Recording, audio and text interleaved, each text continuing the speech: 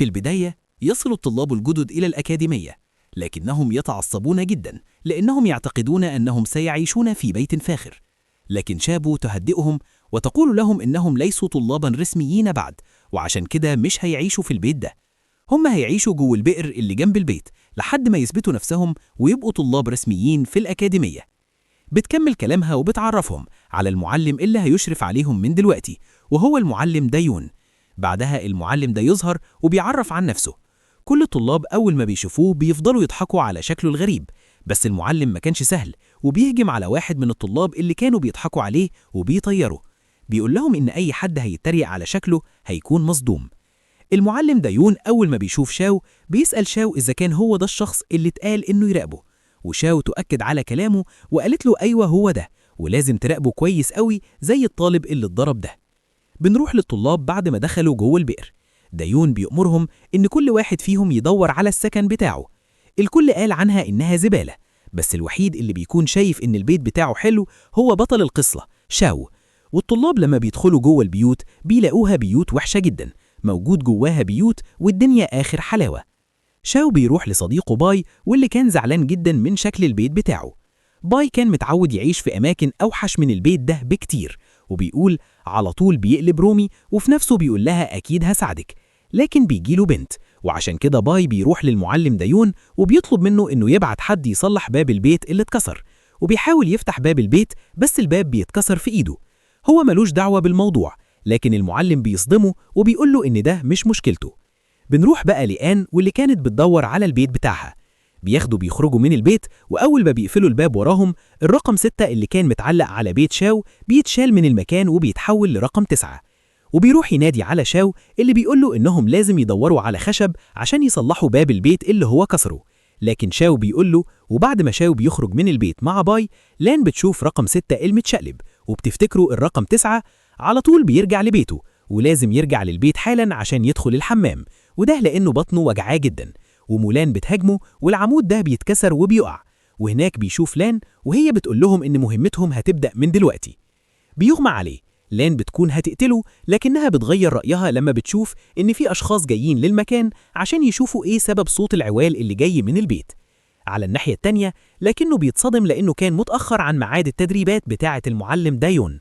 وفي تاني يوم شاو بيصحى من النوم وبيسأل نفسه، وشاو بيخرج من البئر وبيتأسف للمعلم عشان هو اتأخر، وطبعا بيتهزأ هو كمان. وفي الأثناء دي المعلم دايون كان بيتكلم مع الطلاب وبيهزأهم، بيشرح لهم عن الموضوع ده أكتر، وبيقول لهم إن كل شخص منهم مطلوب منه يجمع 1000 بطاقة طاقة خلال 8 ساعات، وبيقول لهم كمان إن في مكان اسمه المنطقة الآمنة، وكل شخص منهم يقدر يروح للمكان ده كل 4 ساعات، لأن هناك ممنوع القتال ما بين الطلاب. كل واحد هيكون معاه عدد معين من البطاقات، ودلوقتي كل واحد فيكم ياخد كيس من الشجرة دي وشوف هيكون جواه كام بطاقة طاقة. بعدها فعلا كل واحد من الطلاب بياخد كيس من الشجرة، بيفتح الكيس وبيكون مع كل واحد عدد معين من البطاقات، زي 100 بطاقة و200 بطاقة وحتى 300 بطاقة. وشاو بيتسلق الشجرة وبياخد كيس منها، وباي بيسأله هو معاه كام بطاقة طاقة، اللي هو بيفتح الكيس وبيتصدم لأنه بيكون معاه 2000 بطاقة طاقة كاملين. وطبعا بسبب إنه قال عدد البطاقات اللي معاه بصوت عالي، فكل الطلاب بيجروا وراه وبيكونوا عايزين ياخدوا البطاقات اللي معاه. وباي بيفضل يشتمه لأن بسبب غبائه كل الأشخاص دول دلوقتي بيطردوه. بيقول له أنا هخلع أنا يا أسطى عشان ما بقتش قادر أجري، وبيسيبه وبيمشي. بس خطته فعلا بتنجح، وكل الطلاب بيلموا البطاقات من الأرض وبيطلعوا يجروا وراه. لكن وقتها ما كانش عارف هيعمل إيه ولا هيتصرف إزاي في الموقف اللي هو بقى فيه. وهو بيجري بس فجأة في شخص بيهجم عليه وبيجيبه الأرض، والشخص ده بيكون معاه 2 كمان. وشاو بيحاول يضحك عليه وبيقول له إن هو ما معهوش أي حاجة. وشاو مرة واحدة في ختم غريب بيظهر في رقبته، لكن كلامه ما بيدخلش دماغه. إزاي الواد ده قدر يتفادى هجومي وبيخليه يشوف الواد اللي بيهاجمه بشكل بطيء وبيخليه يهجم عليه من تاني. بس بطلنا بيكون فرحان جدا وبيقول في نفسه إن هو بقى قوي جدا وبيتفادى هجماته بكل سهولة، وعشان كده الواد التاني بيتدخل وبيهاجم شاو مع زميله التاني مرة واحدة. وعشان شاو اتفادى هجماتهم بيقفز لفوق وحاسس إنه يقدر يهزم أي حد.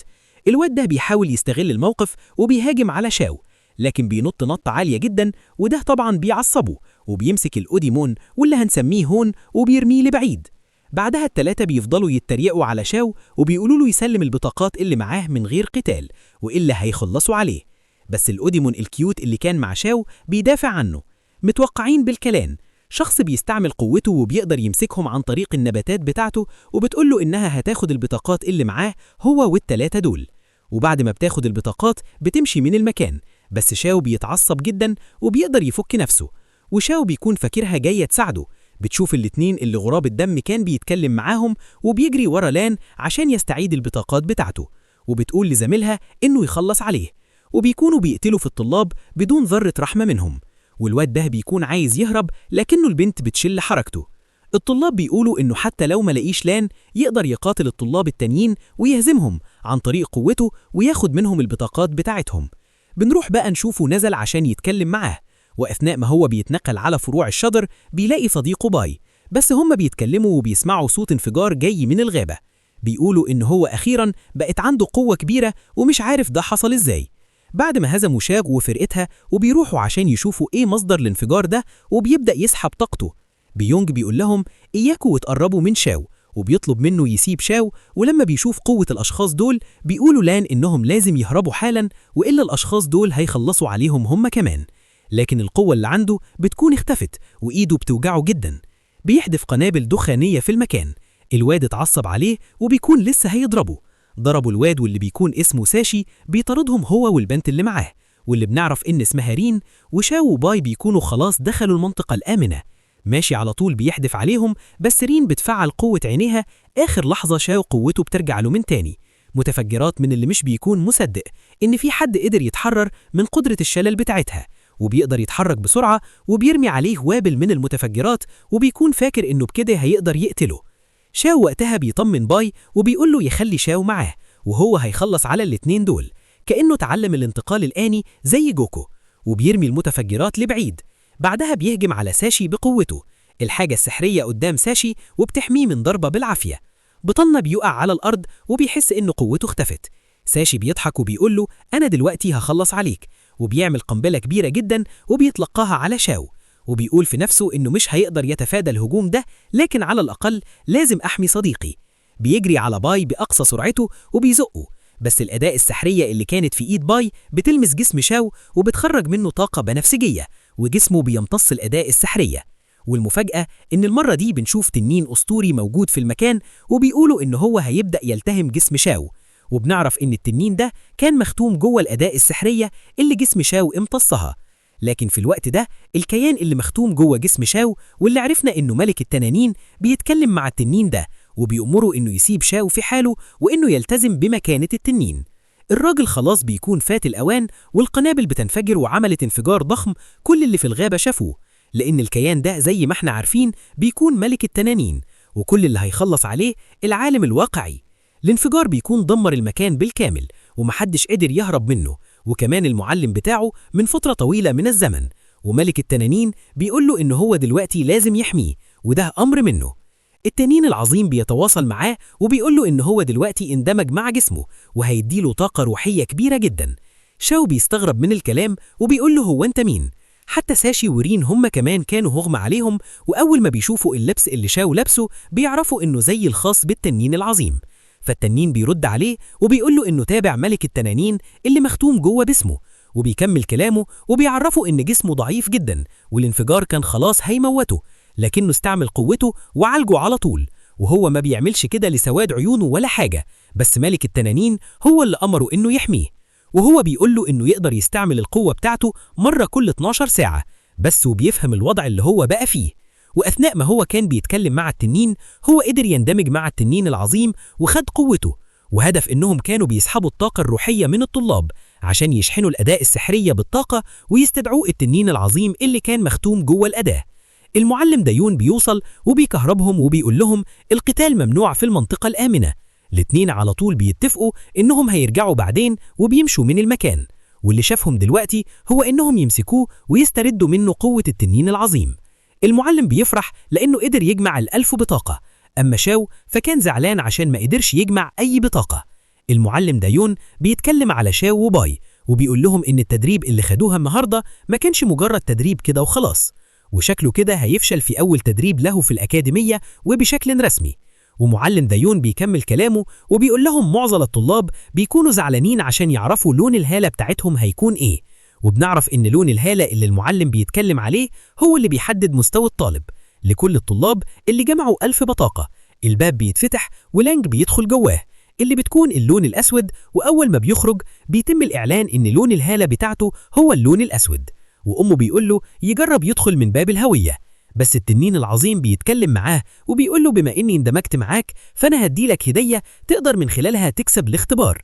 شاو ما بيكونش مصدق كلامه، بس التنين العظيم بيقول له والباب بيفتح وبيدخل جواه، وبيتم الإعلان إن عدد بطاقات الطاقة هو 0. فعلا باي بعدها بيقول للمعلم دايون إنه هيدخل للباب، بس التداتا بتاعت شاو ملهاش أي لون، لكن عدد البطاقات الروحية النادرة هم بطاقتين، والمعلم بيعلن أخيراً إن شو نجح في الاختبار وقدر يدخل أكاديمية يانو. المعلم دايون أول ما بيعرف إن شو معاه بطاقتين من البطاقات الروحية بيتصدم، بيحاول يهديهم وبيشرح لهم إن البطاقات الروحية قيمتها أعلى من البطاقات العادية، بس كل الطلاب اللي ما نجحوش في الاختبار لكنهم بيتعصبوا أكتر وبيهجموا على شو، وباي بيحاول يدافع عنه بس بيتضرب معاه، ومرة واحدة شو قوته بتتفعل وبيبعدهم عنه لكنهم بيرجعوا يهجموا عليه، لكن بتيجي مساعدة مدير الأكاديمية يو وبتضربهم ببطاقتها، بتقول لهم إن القتال ممنوع في الأكاديمية، لكن الطلاب بيتكلموا معاها وبيقولوا لها إن شو بيرش، بس يو بتقول لهم إن باب الهوية عنده وعي خاص وكأنه إنسان، وهو اللي بيحدد إذا كان الطالب هو اللي نجح ولا لا، وبيكون فرحان وبيعاتب الفرحة وبيقول في نفسه إنه أخيراً هيدخل الأكاديمية اللي كان بيحلم إنه يدخلها. أول ما بتعرف إن شو مختوم جواه ملك التنانين بتتصدم، وغراب الدم بيكمل كلامه وبيقول لها إن هم عشان يقدروا يحرروا ملك التنانين من جسم شو لازم يحصلوا على أداة سحرية موجودة في الأكاديمية، وهو باعت أشخاص عشان يدوروا على الأداة السحرية دي، وحالياً مهمتها هي إنها تحمي شو وما تخليش حد يسيبه بأذى لحد ما يستخرجوا منه ملك التنانين اللي مختوم جواه. كل الكلام بتروح وبتقابل غراب الدم وبيروحوا الأكاديمية يانو عشان يبدأوا أول يوم دراسة ليهم وهم طلاب بشكل رسمي. شاوي وهو بيجري، وشاوي أول ما شافته هو وباي بتتفاجئ، تقول لهم إنها ما توقعتش إنهم هينجحوا في الاختبار الثالث، بس بتقول لهم القتالية وهو اللي هيكون مشرف عليهم. المعلم دايون بيزعق فيهم وبيقول لهم يجولوا بسرعة، وبعدها بيوصلوا عند البوابة دي والمعلم بيقول لهم يدخلوا، بياخدهم بعدها جوه المبنى ده والفضاء بيكون حواليهم في كل مكان، وكمان بيكون في جزر طائفة في الفضاء جوه لأن البوابة دي بتكون هي المدخل الرئيسي للمخزن الرئيسي للأسلحة، وبيقول لهم أضواء من السماء، وبيقول لهم كل واحد يقف في الضوء اللي على حسب لون الهالة بتاعته وهينتقل للجزيرة اللي تبع لونه، ودايون بيقول لهم اللي بياخد منها السلاح بتاعه، وأول ما بينتقل لهناك بيلاقي بيت صغير فبيدخل جواه، وجوه البيت بيلاقي الأرواح الغريبة دي، وبنعرف إن دول الأرواح الحارسة للبيت وبيكونوا بيلعبوا لعبة مع بعض، وفريق الأرواح الزرقاء بيكون خسران في اللعبة فشو بيساعدهم وبيخليهم يكسبوا. الأرواح بعدها بتتكلم معاه وبيسألوه هو مين وإزاي جه هنا، فبيقول لهم إنه جه هنا عشان يحصل على سلاح، وبيعرفهم إن هو ما عندوش لون هالة خاصة بيه، والأرواح بتعرفه إن في العالم كله ما كانش فيه غير شخص واحد بس ما كانش عنده لون للهالة بتاعته زيه بالظبط، وهو الأسطورة فين جيتيان، ومن مدة طويلة من الزمن جه لهنا وخد سلاح منهم. وشو أول ما بيعرف إن الأسطورة فين جيتيان ما كانش عنده لون للهالة بتاعته زيه بالظبط بيفرح جدا، وفعلا بعدها شو بيلعب معاهم وبيقدر يكسبهم. وعلى الناحية التانية بيكون كل شخص من الطلاب بيطلب من الأرواح إنهم يدوه سلاح قوي، بيقولوا له يختاروا واحد منهم بشكل عشوائي، واللي انضموا للأكاديمية حصل على سلاحه الخاص. وبنرجع لشو من تاني بعد ما قدر يفوز في اللعبة ضد الأرواح وبيرجع بالسلاح اللي حصل عليه عند المعلم دايون، وباي وشياو وبقية التلاميذ كانوا بيضحكوا عليه عشان السلاح بتاعه بيكون عبارة عن قطعة من الخشب، والسلاح اللي هيكون موجود جوه كرة الطاقة اللي هيختارها هيكون، وكان عمال يبص على قطعة الخشب اللي حصل عليها وبيقول في نفسه إنه هو حظه وحش جدا لأنه حصل على مجرد قطعة خشبية ملهاش أي لازمة. وفجأة في انفجارات بتحصل، بس المعلم دايون بيسكتهم وبيطلب منهم يروحوا لبيتهم الجديد دلوقتي ويرتاحوا. 2 من الطلاب القدامى بيقتحموا البيت بتاع شو وبيقولوا له يسلمهم السلاح اللي هو حصل عليه. الطلاب القدامى في الأكاديمية بيهاجموا الطلاب الجدد، الواد بيكون خايف يقتلهم لأنهم حطوا عليه قبل كده فبيدي لهم السيف اللي حصل عليه من مخزن الأسلحة، وعلى الناحية التانية محدش قدر ياخد الأسلحة بتاعتهم. لانك فبيكون ضرب الأشخاص اللي اقتحموا بيته، وباي بيقول له إن في أشخاص امبارح اقتحموا بيته وكانوا هياخدوا السلاح بتاعه، بس هو ادالهم الفلوس بتاعته في مقابل إنهم يسيبوا له السلاح السلاح. وبنرجع لشو من تاني والاتنين اللي اقتحموا بيته أول ما بيعرفوا إن السلاح اللي حصل عليه من مخزن الأسلحة هو مجرد قطعة خشبية. بيصعب عليهم وبيرجعوه له من تاني، وبيقول لهم إن هو النهارده هيعلمهم إزاي يستعملوا الأسلحة بتاعتهم. المهم بعدها الاتنين بيوصلوا عند المعلم اللي كان في بيته، والمعلم بيرد عليهم وبيقول لهم بس كل التلاميذ بيقول لهم، وبيفضل يشتم فيهم عشان إيه؟ من مجرد إن قوانين الأكاديمية عاملة زي قانون الغابة. والمعلم بيقول لهم خلاص تمام، بيقول لكل التلاميذ اللي أسلحتهم اتسرقت منهم يجيبوا أي سلاح عادي عشان يتدربوا بيه. المعلم دايون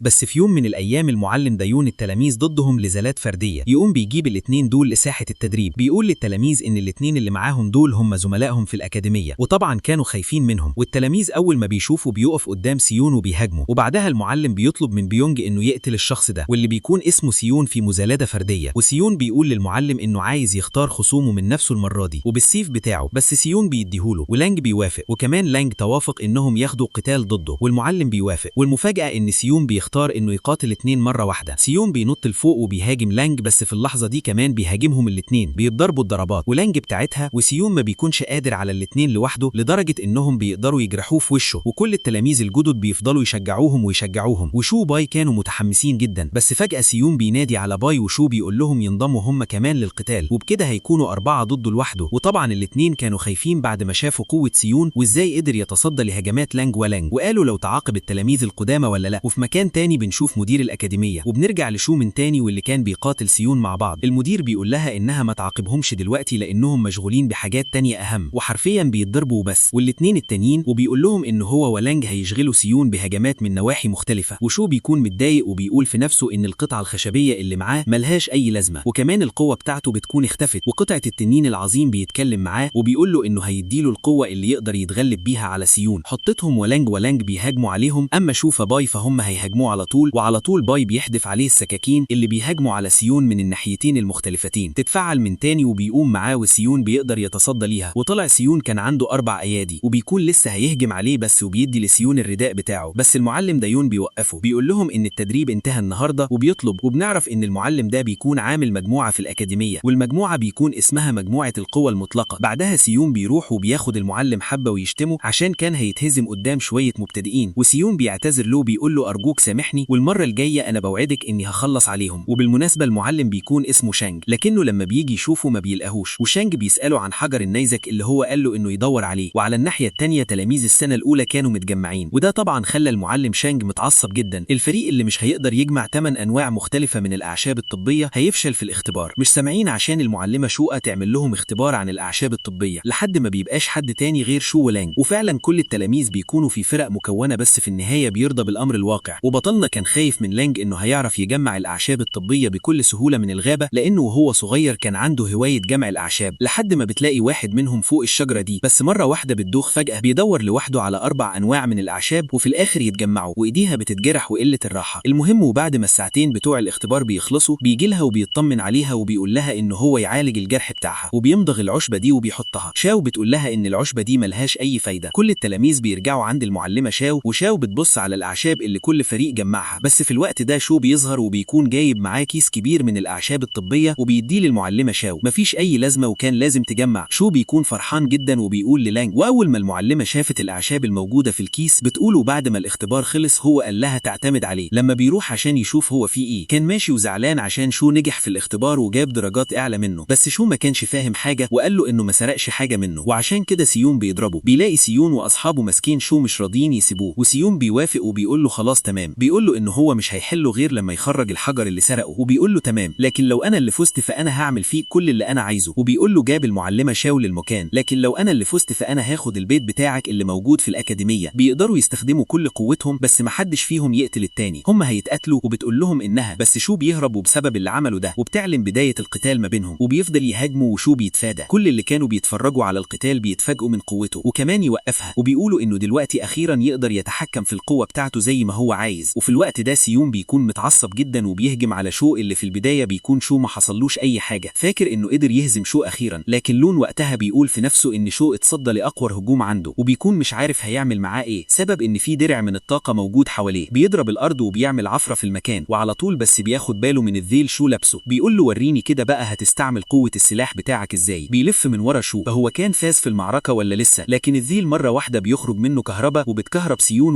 وتخليه يغمى عليه. وقتها البيت بتاعه الجديد مع زملائه في السنة الأولى، والمعلمة شاو بتأكد على كلامه وبتقول له إنه فاز ويقدر ياخد البيت بتاع سيون اللي كانوا متراهنين عليه قبل القتال. وقتها بيقول له إنه هو وشياو مش هيست، والبيت بيكون كبير جدا. بيتكلم وبيقول لشو إنه كلنا 4 أشخاص وممكن كل 2 يعيشوا في غرفة واحدة. برغم إن البيت كبير لكنه بيحتوي على غرفتين للنوم وبس، بتكون معاه في الغرفة بتاعته. لانج أول ما بتسمع كده بتاخد شو من إيده وبتقول له. المهم بعدها لانج وشو بيدخلوا الغرفة بتاعتهم، وشو بيكون خايف منها، بس لانج بتستعمل قوتها وبتقسم الغرفة لنصين عن طريق النباتات بتاعتها. ولو انتوا لسه مركزين هتعرفوا ان لانج لسه ما تخفتش. عارفوا ان التلميذ ده يبقى بيونج، وبتقول لشو النباتات دي الاشواك بتاعتها سامة، ولو فكر انه يدخل للجزء بتاعها من الغرفة هيتسمم وهيموت على طول. بنروح بقى عند سيون واللي المعلم شانج كان بيعاقبه عشان ما قدرش يجيب له حجر النيزك اللي احنا بنحاول على قد ما نقدر نلخص لكم الانمي بشكل نظيف. هنا هنقف ثواني كده يا صديقي عشان عايزين نتكلم في حاجة مهمة، هدفنا واللي هو اول 100,000 متابع، وبدون ما نذكر محتوى القناة، بس بصراحة الكلمتين دول كنت عايز اقولهم. هتقول لنا طب برضك لو نزلت وعملت لايك للفيديو وكتبت كومنت تشجعنا فيه عشان نستمر في عمل الملخصات اللي انتوا بتحبوها، يبقى ماذا اعنتنا اننا نعمل فيديو للاخر على القناة. المهم يلا بينا نستكمل الحكاية مع التلاميذ الجدد وانهم بيضايقوهم على طول. وبنشوف بعدها المعلم دايون وهو بيتكلم مع يو مساعدة المدير، وبتعرفوا كمان ان في حجر سحري اتسرق من الاكاديمية. والمعلم دايون لما بيعرف كده بيوعد المعلمة انه هيدور عليه ويعرف مين اللي سرقه. بيقولوا انه فرحان جدا عشان بقى يقدر يتحكم في قوته، وكمان حصل على ختم الفراغ اللي بيقدر يخزن فيه اي حاجة هو عايزها. لكنه مثلا بيقول له حجر غريب لونه اصفر وبيكون هو ده حجر النيزك، وشو ما بيكونش عارف الحجر ده. المعلم بيكمل كلامه. بيتجمع كل الطلاب في الكهف، انهم هنا في الاكاديمية هيدرسوا السحر والفنون، وبتمر الايام والاسابيع والتدريبات بتاعتهم وهم جايين لهنا عشان يساعدوهم في التدريب وياخدوا، وده اللي خلاه قادر على تصدي هجماتهم كلها. يروح معاه عشان يدور على الاعشاب الطبية، وتلاميذ السنة التانية بيقول لهم ان مفيش اي حاجة هنا تنفع يعيشوا في المكان ده، وبيسيبوهم وبيمشوا. عشان تعرف ايه هي المفاجأة دي،